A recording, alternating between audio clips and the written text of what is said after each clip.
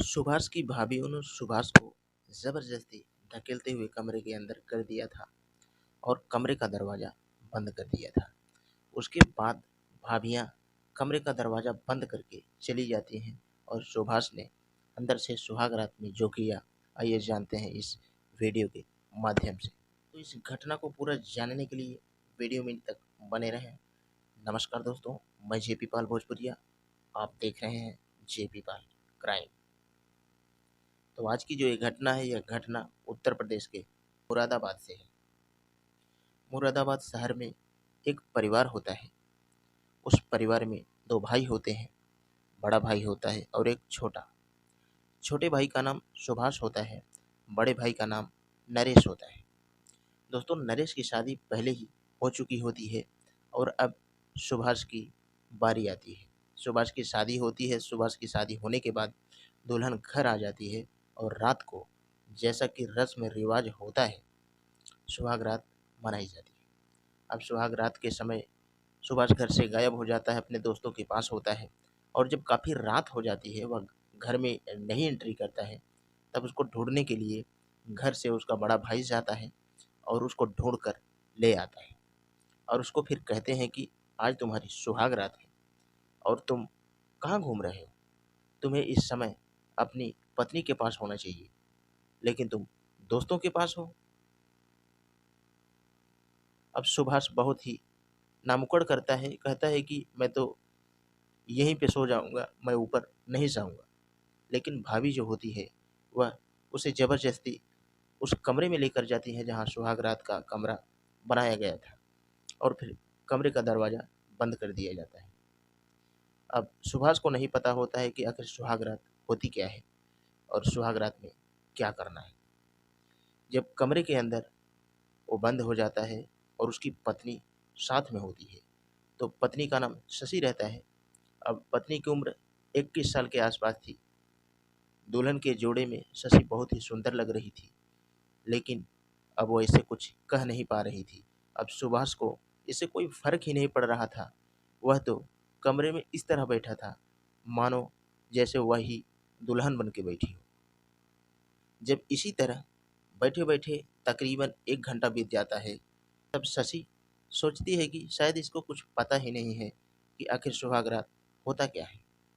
तब वो सुभाष से कहती है, देखो आज हमारी सुहाग रात है, आज हमारी पहली रात है और यह हमारे मिलन की रात है और आप इस तरह बैठे हो, कम से कम सुहाग रात तो मना तो लो।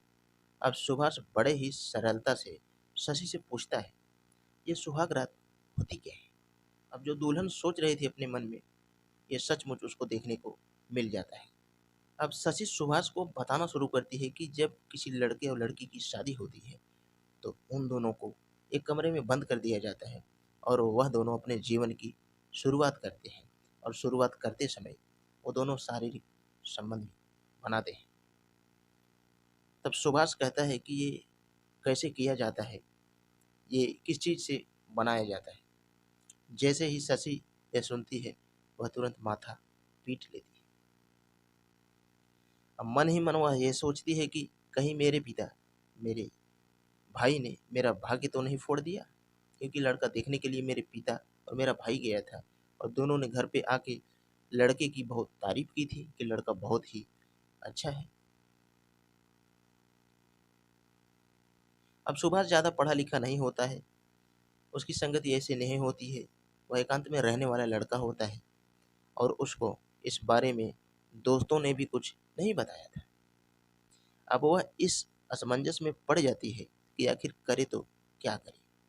इस तरह रात के लगभग 1 से 2 बज जाते हैं, लेकिन कुछ होता नहीं इन दोनों के बीच में।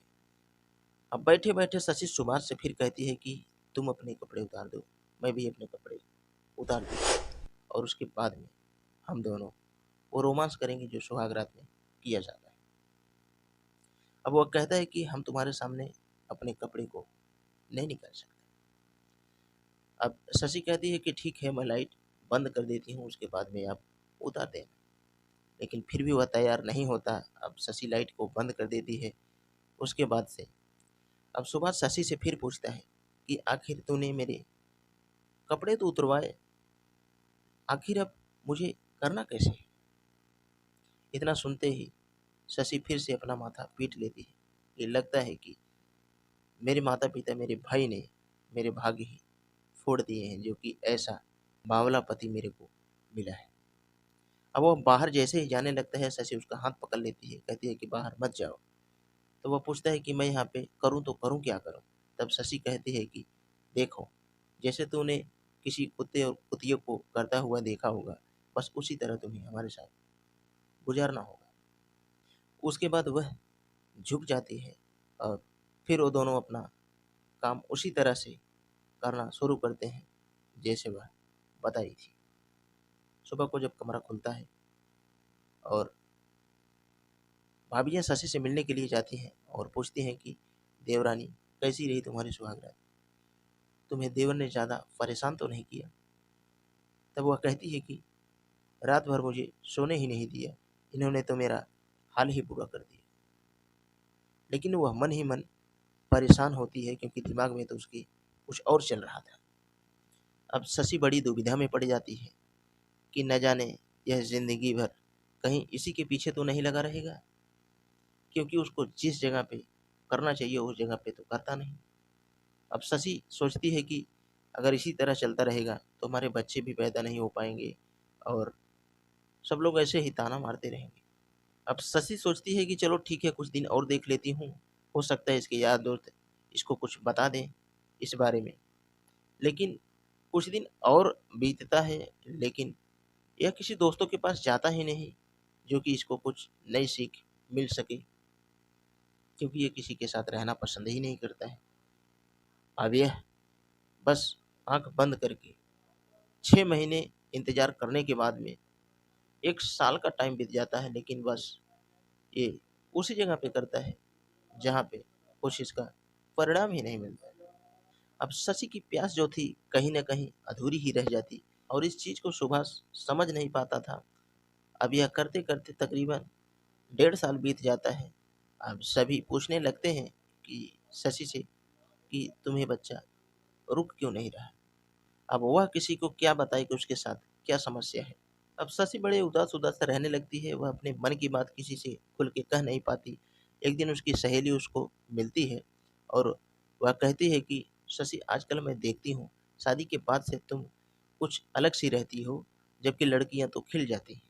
अब शशि हिम्मत बटोर के अपनी सहेली को बताती है कि ऐसा हुआ था। सुहाग रात में वह आकर मेरे पास बैठा, वह भी ज़बरदस्ती कमरे के अंदर उसकी भाभियों ने उसको धकेला था और उसके साथ ज़बरदस्ती मैंने ही शारीरिक और मैंने उसको इस तरह से बोला था कि तुझे बस इतना करना है कि जैसे एक कुत्ता कुतिये के साथ करता है, और उसने इस रात इसी तरह से हमारे साथ बनाया था। अब वह फिर जिस पोजीशन में मैं सोचती हूँ उस पोजीशन में वो तैयार ही नहीं होता है। तो उसकी सहेली जो होती है वह उसको एक बड़ा कामयाब तरीका बताती है, कामयाब नुस्खा बताती है, जब कि तुम आज ऐसा करना कि जब वह आए तो तुम कह देना कि मेरे पास एक इससे भी बढ़िया तरीका है, मेरे पास 2 है और दूसरी को मैंने अभी तक तुमसे छुपा के रखा, तुमसे बताया ही नहीं, क्योंकि वह बहुत ही अच्छा जगह है।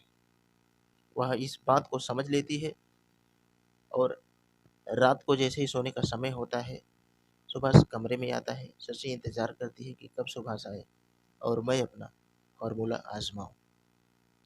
अब जैसे ही सुभाष उसके साथ शारीरिक बनाने के लिए उसको कुतिया की पोजीशन लेने के लिए कहता है, तो शशि कहती है कि तुम्हें काफ़ी दिन हो गए इस पोजीशन में करते हैं, लेकिन जहाँ पे तुम करते हो मेरे पास इससे भी एक और बेहतर जगह है जहाँ पर आनंद ज़्यादा आता है, क्योंकि मेरे पास 2 थी, एक मैंने आपको बता दी, दूसरी बताई ही नहीं। मैं नहीं चाहती थी कि उसका तुम्हें पता चले, क्योंकि अब मैं तुमसे बहुत ज़्यादा प्यार करती हूँ, इसलिए अब मैं तुमसे वो बात छिपा नहीं सकती। अब सुभाष को यह बात कुछ अच्छी लगती है और वो कहता है कि ठीक है, आज दूसरी का आनंद लेकर देखता हूँ। फिर वह दुल्हन उससे कहती है कि आज आप नहीं करोगे, आज आप लेट जाओ और मैं ही तुम्हारे साथ करूँगी वो चीज़ जो कि आपको नहीं मालूम। उसके बाद में वो लड़का लेट जाता है। अब दुल्हन अपना काम करना शुरू करती है। उसके बाद में वो पोजीशन पे वो अपना शारीरिक इच्छा जो है पूरी करती है। उसके बाद में अब रोज़ का सिलसिला ऐसे ही लग जाता है और उसके बाद में जैसे ही सुबह होता है तो वह अपने सहेली के पास फ़ोन करके कहती है कि अच्छा किया सहेली, तूने मुझे ये तरीका जो बताया, ये नुस्खा काम कर गया। मैं तुम्हारी बहुत ही तारीफ़ करती हूँ। अगर तूने हमको इस तरीके को बताई नहीं होती तो शायद आज मेरे आदमी को भी समझ में नहीं आता। और ये कहानी यहीं पे ख़त्म हो जाती है। तो दोस्तों, आज की इस काल्पनिक कहानी के बारे में आप क्या कहना चाहते हैं? कमेंट बॉक्स में अपनी राय दे सकते हैं। और वीडियो के लिए मैं बस इतना कहना चाहूँगा, अगर ऐसा ही स्टोरी आपको पसंद है तो हमारे चैनल पे बने रहें। चैनल को सब्सक्राइब करके बेल का आइकन ऑल पे ज़रूर प्रेस कर लें ताकि कोई भी वीडियो लाऊँ तो आप तक आसानी से पहुँच सके। तो आज के लिए बस इतना ही। मिलते हैं कल शाम 7 बजे किसी नेक्स्ट क्राइम स्टोरी के साथ।